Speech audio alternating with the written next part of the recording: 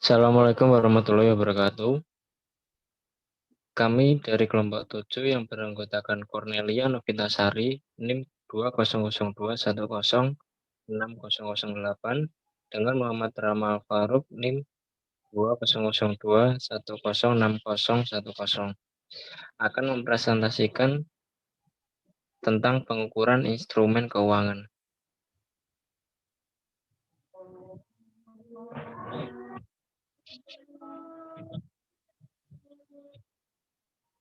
Yang pertama, instrumen keuangan adalah setiap perjanjian yang menciptakan aset keuangan dari satu entitas dan kewajiban keuangan atau instrumen ekuitas dari entitas lain. Dengan demikian, penjualan barang oleh satu entitas ke yang lain secara kredit menimbulkan aset keuangan untuk penjual atau piutang dan kewajiban keuangan untuk membeli hutang dagang. Adapun standar akuntansi yang mengatur instrumen keuangan adalah sebagai berikut. Yang pertama, PSAK 50 revisi tahun 2010.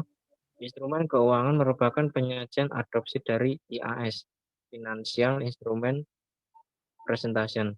Yang kedua, PSAK 55 revisi tahun 2013, yaitu instrumen keuangan merupakan pengakuan dari penilaian adopsi dari IAS 39.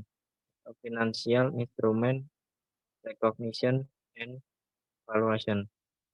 Yang ketiga, PSAK 71, instrumen keuangan yang merupakan adopsi dari IFRS 9, Financial Instrument yang dikeluarkan oleh International Accounting Standard Board atau IASB.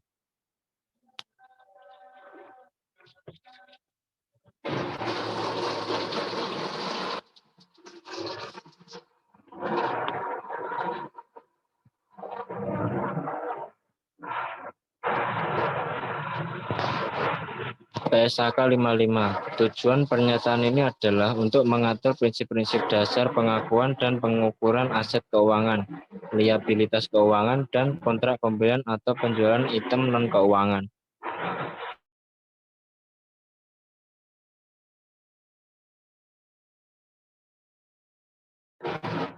Pengukuran awal. Pada saat pengakuan awal, entitas pada umumnya mengukur aset keuangan menggunakan akuntansi tanggal transaksi pada nilai wajar, ditambah biaya transaksi, fair value plus transaction cost, kecuali aset keuangan yang diukur pada nilai wajar melalui laba rugi.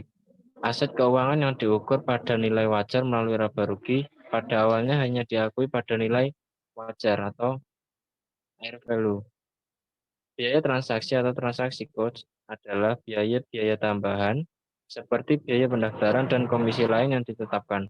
Biaya yang dibayarkan kepada penasihat hukum, akuntan, dan penasihat profesional lain, biaya percetakan dan materai.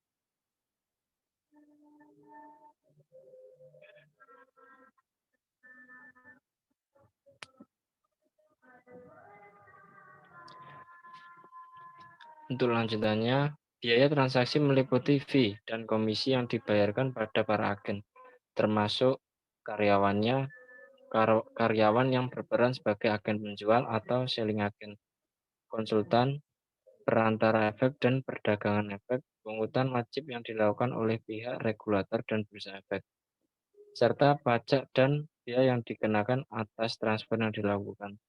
Biaya-biaya transaksi tidak termasuk premium atau diskonto utang, biaya pendanaan atau financing cost, biaya administrasi internal, atau biaya penyimpanan holding cost. Jurnal untuk mencatat biaya transaksi yang dibayar tunai dan berkaitkan dengan instrumen keuangan yang diukur pada nilai wajar atau fair value adalah biaya transaksi. Selanjutnya, biaya transaksi di kredit. Biaya transaksi di debit tas di kredit.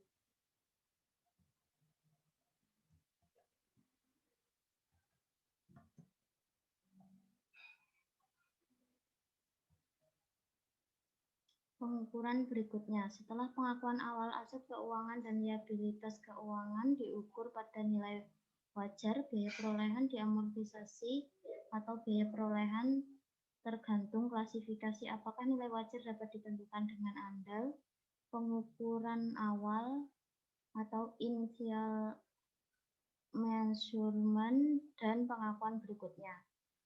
Atas instrumen keuangan dan perlakuan akuntansi atas perubahan nilai wajar atau keuntungan atau kerugian kepemilikan yang belum direalisasi, unrealized holding gain or loss diklasifikasikan sebagai berikut. Yang pertama, nilai pada awal juga disesuaikan dengan biaya transaksi kecuali aset atau liabilitas pada nilai wajar melalui laba rugi.